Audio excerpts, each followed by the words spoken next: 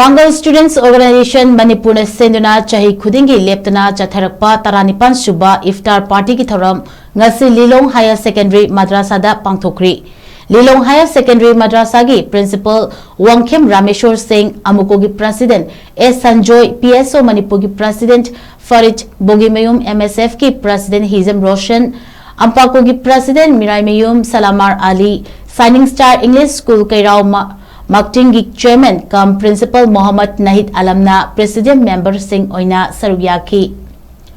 Amukogi President S Sanjoy na haikibada Mitai amati Mitai Pangal Aniasi Kaidonungda Tatna Thanaba Yaroi Dabani Luraba Safam Lafam Kayada Amato Oina Chatminarakli Mitai Pangal Singh na Landam Asigidamakta Achoba Thodang Singh Lauduna Luraba Safam Lafam Singh da yauduna lakli Mitai Pangal Singh asi malemgi furup Singh dagi yamna top-topa amani lining na mapagi ngakna chatpa aduga loan amadi fije chakchana mamagi ngakna chatpa yamna chokthuk chaningai oiraba furup amani nungsi chana na thamoi masak khangnaraga laiminarakhitlibani adubu India laigangna ekhoi masen marakta singchep thaduna lamdam asigi semilomda amadi hiram khudingda chaitheng piri Kamlu furup naiba sing asi amato oina thengnamina duna mahusagum tangdu leitaba iramdam Manipur ama sembada amato oina thodang lominaba mathau tai haiki PSO gi President Farid Bogimayum na hai PSO Manipur na ingkum jali sing anigani panda hek safunglopadagi Chahi Khudinggi Leptana IFTAR Party asi pangthoktuna lakli masi leminariba ekhoi masen ahau athum khara asi chamin thakminaraga nungainadaba pomnamak thadokminaduna amadi afaba wakal puthokminaduna nungsi chanana amato oina hingminabagi pandamda pangthokpani ekhoi masen marakta ningdol pomnaba nungainadaba khudingmak thadokminaduna nungsi chanaba tangdu leitaba chokhatpa iramdam ama ohilasi haiki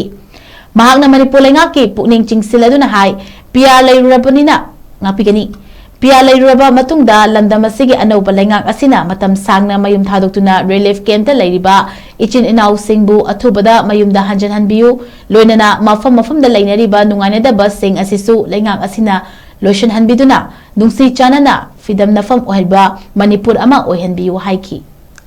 Koida matam sangna info singa ni pan dari leptana Manipur sida mafam kaya IFTAR Party sai ni pan marumni Asigumba Ramzan Thasi Khataran Bhai Maruga Kwaidagi Hena Singi Kakwangi Aida Islamdram Saturi Sinong Naribini Asigumba Thasi da Kuinumit Chupa Nungkul Numisi Sara Helakanda Numidang Wairam Mamsilla Akanda Saksa Yagi Sava Tapia Tanda Amalae Numit Chupa Sara Helakanda Sava Tapia Asigumba Tanda Ati Magul Layena Dharma sila lauda mo ito na sige mo batik magulay mo sa rasibo ito Manipur lay minariba simi tami ano puro kuning mag ito sige mo IFTAR Party sila ito sarupya minarakan na Manipur sila apun sabta mo problem kita mo ito ano ki kimmo na ito IFTAR Party sinja bani musung kasi IFTAR Party sige may lay na tungkol kasi ito lay minariba puro kuning mag kasi Manipur sila matam saan na isa na Kuna ninjing na kong kamatang bagi hati lay na amaga ang isa na directly pa si Manipur na si satta na makata na si Manipur na si Koy satta na ingta pa lang mo na may pwede mo po min siya kung again Koy na ay koy barakta ingol pom na kon ngay na daba kay ko pa rin kaya na ba kasi mo po sa pwede mo si kento min na kanta hadok min na kanta damdam mo sila koy pwede mo amaga si isa na ba ang apun mo satta mo sa kanta Boy na tungi asara yung Manipur mo oy si have siya mga si IFTAR Party si may lay na biyo so may pwede kam daga aroy bada hydroning madi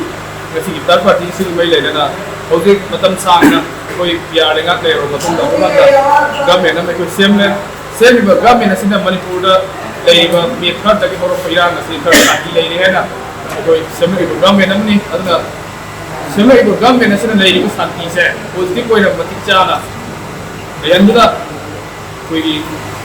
military da na bisan na sig ay bisan sai may makay da na ba ya ko disi sebiyo ay na tamdagero na tungan kung kaya da Manipur da sila nungaya da mo patawag ko do kaya le musing kasi so malim denga kasi na kamsana sa taw na ramdam mo sila ingit pa di mo Manipur mo ko mada kabang da tiksa na labong kabang no biyo hay sen biyo so may ganyan